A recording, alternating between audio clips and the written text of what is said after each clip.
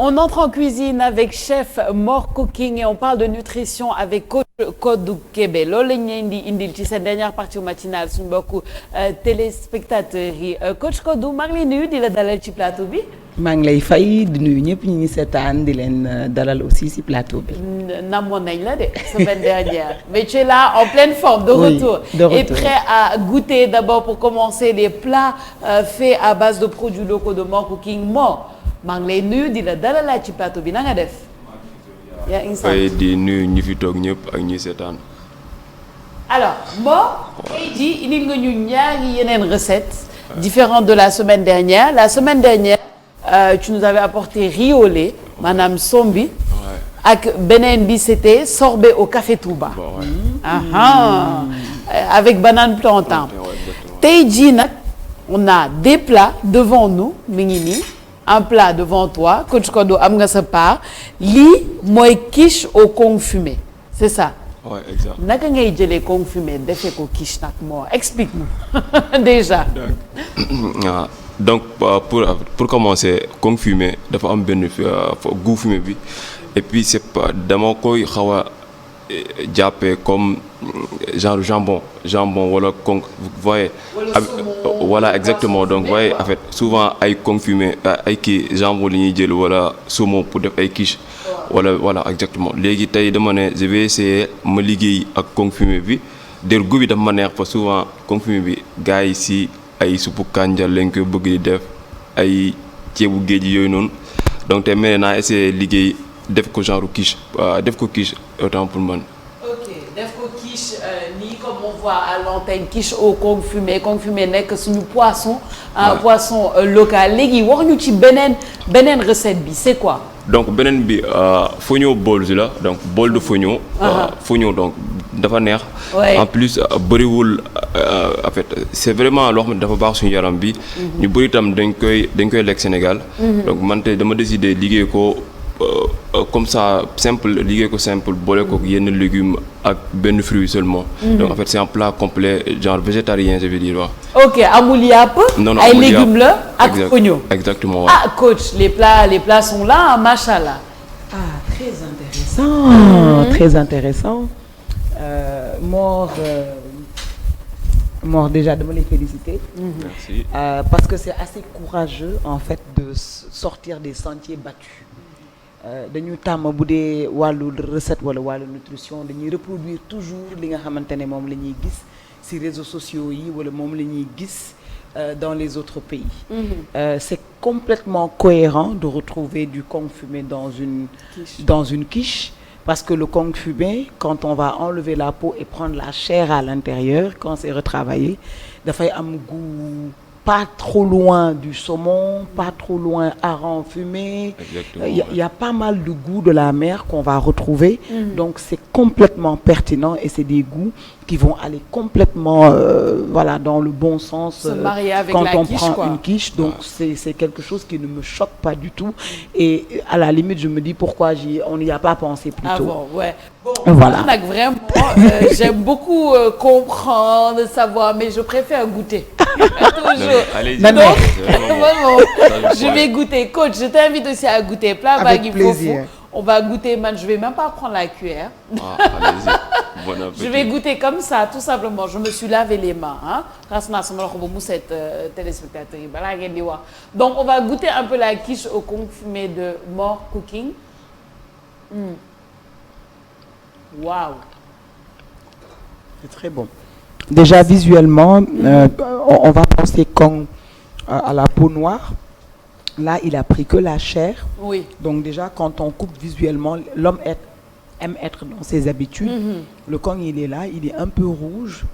Donc du coup, ça fait soit jambon, soit saumon, mais ça passe déjà visuellement. Parce que le premier, on mange d'abord avec les yeux. En fait. Mais c'est ça. Voilà. Mais c'est très beau. Comme Yann Nguegis, il a déjà la quiche, elle est très belle. Et puis, c'est super bon. Comme tu le dis, hein, coach, man goût bi daf may jox goût saumon fumé, goût voilà, comme quoi des fois dañoo am ay ressources que duñu xam en fait comment les utiliser.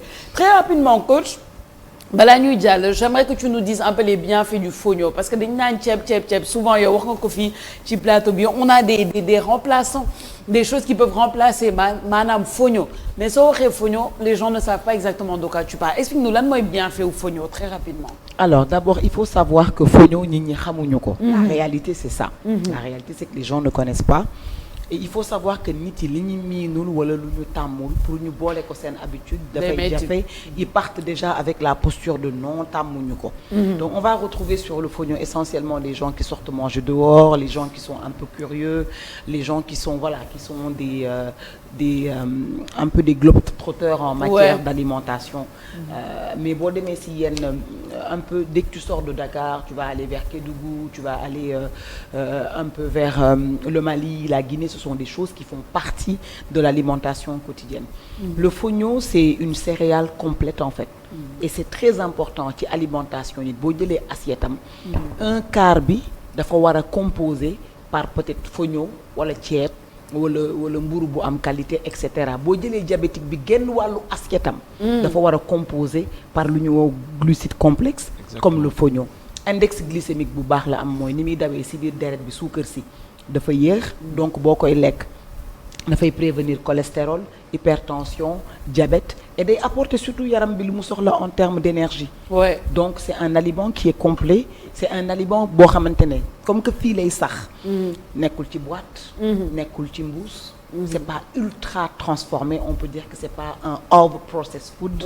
c'est aliment boo xamante ne liñ ci laal bariwul donc dafay conserver nutriments yi nga xamante ne moom lañ ko récolter donc c'est excellent pour la santé malheureusement encore très peu connu même en sombi c'est super méga bon sombi fognon yow moo loolu mos nga ko xalaat def ko en sombi fognon bi mës na ko def je suis sûre que mës na ko def je suis sûre que ça fait partie des choses qu'il fait def couche en sombi fognon je te jure mais la dernière fois sombi bi nan nga ko defee woon encore si tu peux nous rappeler non sombi normal rek kon def nit ñi mais après dama ko def comme genre crème brûlée oui au-dessus le dessus c'était super bon son revisiter ko un peu rek c'est très bien ñun restaurant yi ay crème brûlée normal la nga xam ay mousse au chocolat sans pour autant ñu basé aussi lu ñu am fii non sombi riz au lait brûlé c'est pas mal c'est je vois déjà le truc c'est pas mal tu vois à peu près non mais en tout cas quiche bi man machallah franchement très bon, je vais m'arrêter là parce que je veux pas que les téléspectateurs sachent à quel point je suis une gourmande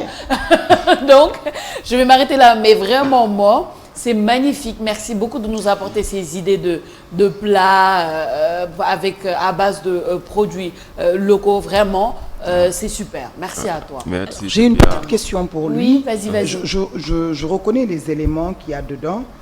Alors mais je vois quelque chose qui ressemble à de l'aubergine. Exactement. C'est de l'aubergine, ouais. Voilà, donc il y a de la chair d'aubergine, ça se sent pas au goût.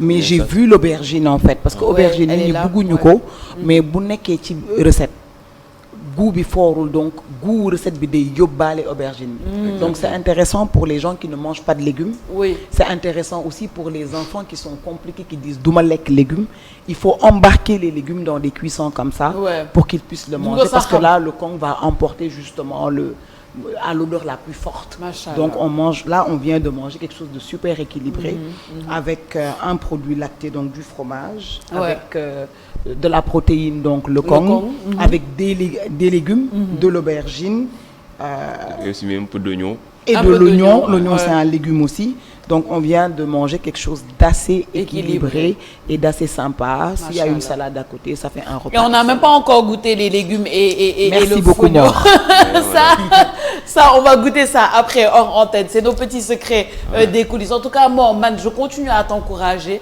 bravo pour ce que tu fais bravo pour tes recettes vraiment à base de produits locaux tu vas revenir nous voir Inch'Allah de temps en temps dans ton talk n'est-ce pas merci Inch'Allah y a aucun problème merci à toi.